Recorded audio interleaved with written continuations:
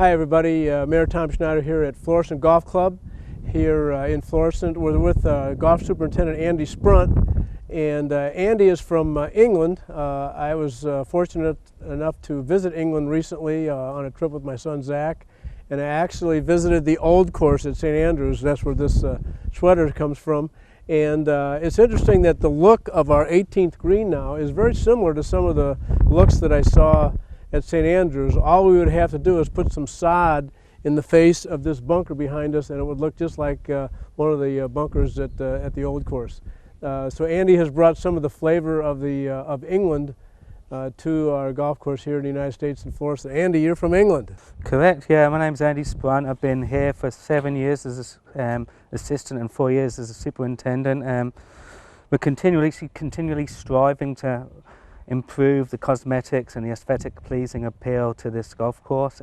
Beautiful layout, and so far over the past 3 or 4 years we're making big strides, and we've did a lot of work on building new bunkers and improving tee surfaces and general playability and aesthetic appeal to the golf course. Yeah, it's been very well received. One thing that you incorporated into the course was the old look of the bunkers by having a sand collection area and then landscaping that goes down into the bunker. A lot of courses, including Forest Park and Glen Echo Country Club and Meadowbrook Country Club and several others, have decided that the softer look, instead of having these big high-face bunkers, that the old softer look where you have landscaping feeding into a collection area of sand is more pleasing and much easier to maintain. Correct. Yeah, we've did a lot of work on the bunkers. We're reducing the footprint but yet keeping the playability and the challenge of the bunker to the green there, and definitely feel like now we're making good strides in the bunkers, even though they may be small, that they're still very much of a challenge, if not more than what they were before.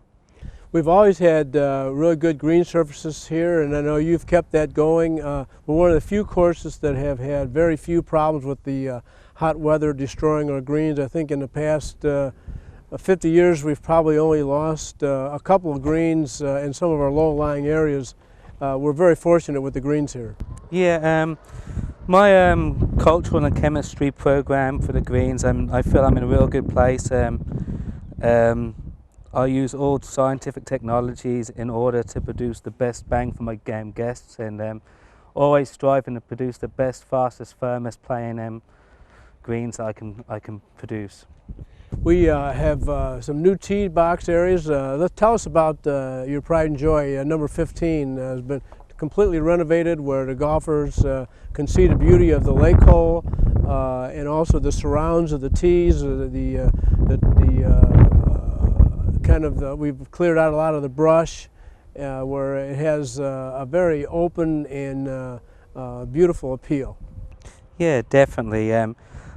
Before I become superintendent, I constantly looked at number 15, and that is our signature hole on the golf course. So I was thinking, how can I maximize this hole and produce a more beautiful look, if you want to say. And I looked at the lower tee that was never used, and I thought a mulch path with landscaping around there, clear out all that honeysuckle and put a little trail going through there and incorporate in one or two. We've got one fountain in the pond right now. I would like to see another one go in the pond adjacent to 16T, and I think that would really just sharpen up that whole area, and I think we've done a good job on that hole. It definitely made the hole look more beautiful and more appealing to the golfer's eye. We have created, like on 15, we've created what's still beautiful, what's still challenging, but maybe it's a little bit easier for the senior or female golfer, the junior golfer, yet it still has plenty of teeth because we can stretch it out to 6,500 yards. And to do that, we have eliminated some bunkers on some of the hardest holes, like number 2, and of course 14 has no bunkers now at all, but instead we have the English style landscaping. Yeah. So we'll talk about that a little bit, Andy. Yeah, it's a big deal. You can replace some bunkers by having runoffs to greens, so therefore if the golfer doesn't land his second or third shot onto the green, he could be penalised by a ball that's slightly to the left or the right, depending on the lie of the land.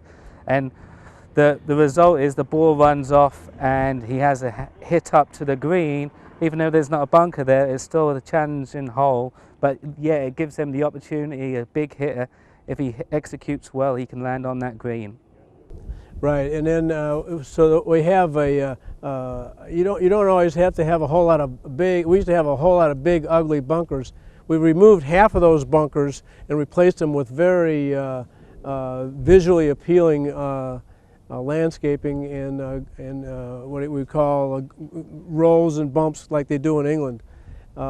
Some of the holes that I've already mentioned some of the holes that we've changed, but on number 8 is very visually appealing now. We've got what used to be kind of an old ugly bunker on the left is now a very small, sort of a funneled into English style bunker, and we have several examples like that. Also on number 4 we did a major bunker renovation. Correct.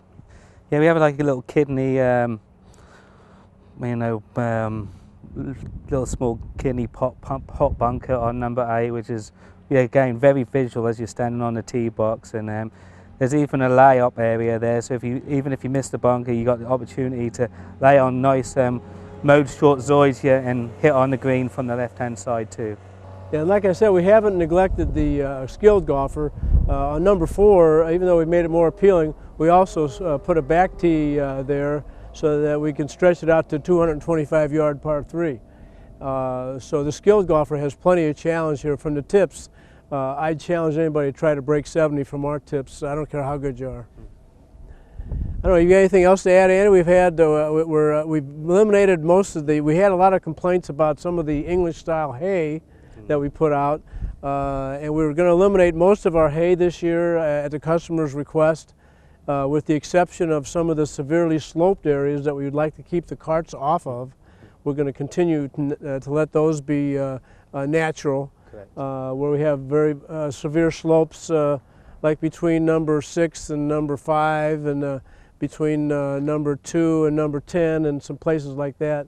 We're going to continue to have some no-mow areas and some natural areas between number 1 and number 18. It's just too sloped. We don't want the carts in there. We don't want our mowing equipment in there. But other than those areas that are hard to mow and that we want to keep the carts out of, we're going to let the golfers have an opportunity to find their ball and hit it rather than lose it in the hay. Native grass, but yes, I agree. we will be reducing the native area quite significantly in order to gain more golfers, gain more revenue. Yeah, we're still going to keep the challenge of the golf course there, but again, yeah, we will be reducing the amount of native grass that we have presently on the golf course. And tell us, I know it's interesting, some of the courses that you've worked at are pretty prestigious. Yeah, I worked at the London Golf Club in London, England. It's a Jack Nicklaus signature design 36-hole golf complex. The owner of that golf course owned the land that Tokyo Airport was on, so I think it was something silly like every hour they get X amount of thousands of dollars for them planes landing on the land. Also did a growing of a golf course in Cyprus, a Greek island, did the whole growing there and was brought over there to teach the Greek Cypriots on how to be a greenkeeper and how to manage turf, from dealing with whether it's mowing greens, etc., to liaising and working with golfers and etiquette and everything. So that was a whole great experience. And then had the opportunity to come to Belle Reve Country Club through Ohio State University as a global intern, and worked there for 3 or 4 years, Westboro Country Club, and found myself coming to Florissant as the assistant, and worked there for 3 or 4 years as an assistant, and been here currently as 4, maybe now getting into my 5th season as the superintendent, and very excited to see how we can constantly improve this beautiful golf course. You know, I had a little experience at Belle Reve myself. I caddied there when I was a teenager, and I even caddied in the U.S. Open in 1965, and it's a very famous golf course and very prestigious on your resume. Yeah. Andy, thanks for visiting with us today. Thank you, looking forward to our golfers that are viewing to get out and have an exciting season here at the Florissant Golf Club. Thank you, Andy. Thank you, Matt. Pleasure. Well, hello, everybody, and welcome to the first Wednesday night out in May.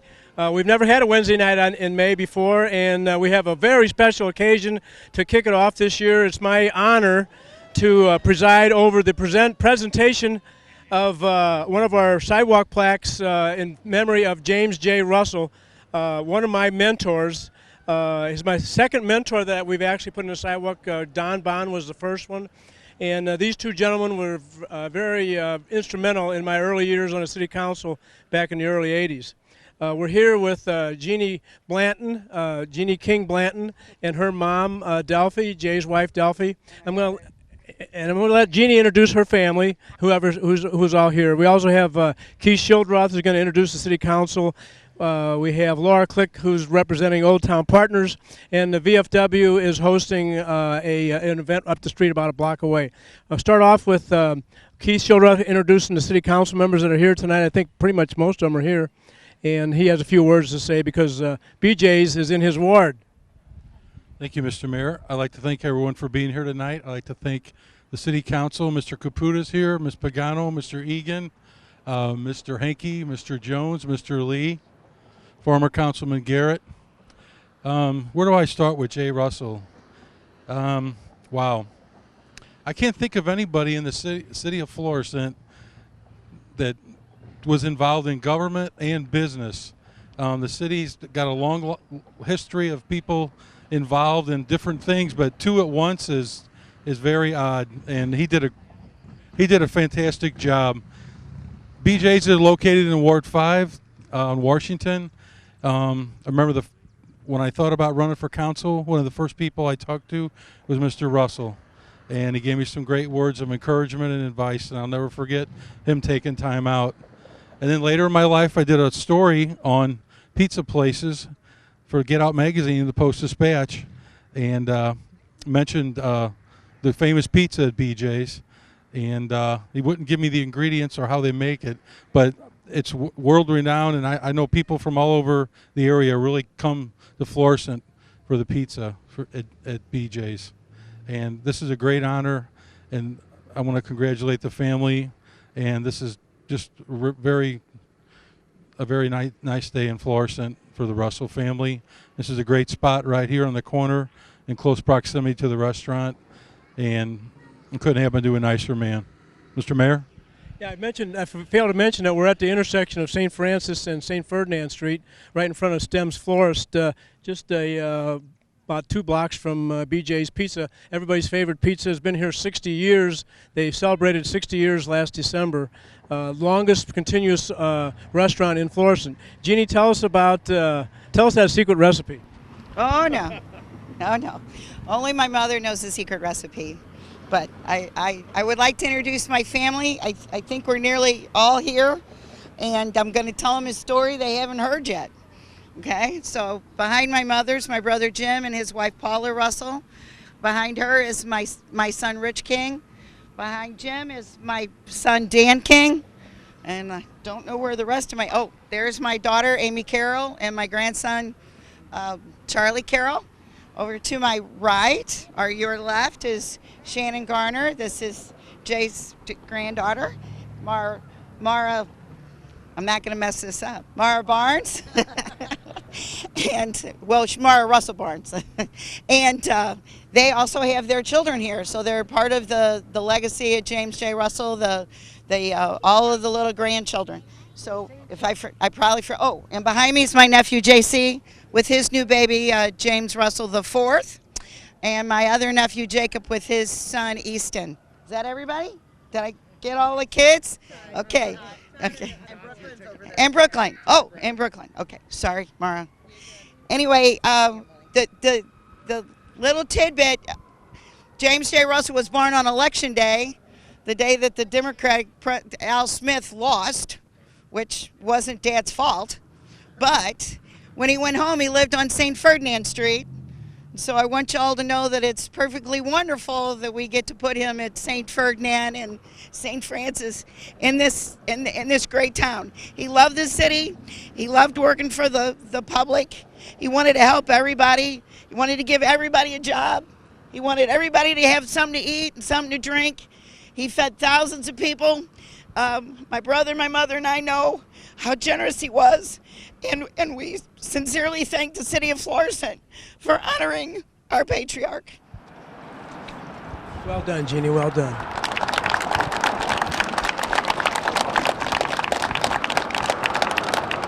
Just a couple of the outstanding achievements that Jay accomplished was the improvement of most of the creeks in the city of Florissant that are either piped in or paved over. And this has reduced the incident of disease from mosquito-borne pests and such like that. We worked together to use state funds and MSD funds. There was some opposition that we were able to overcome and get these creeks improved with the help from MSD and the state of Missouri. Jay was very instrumental in that.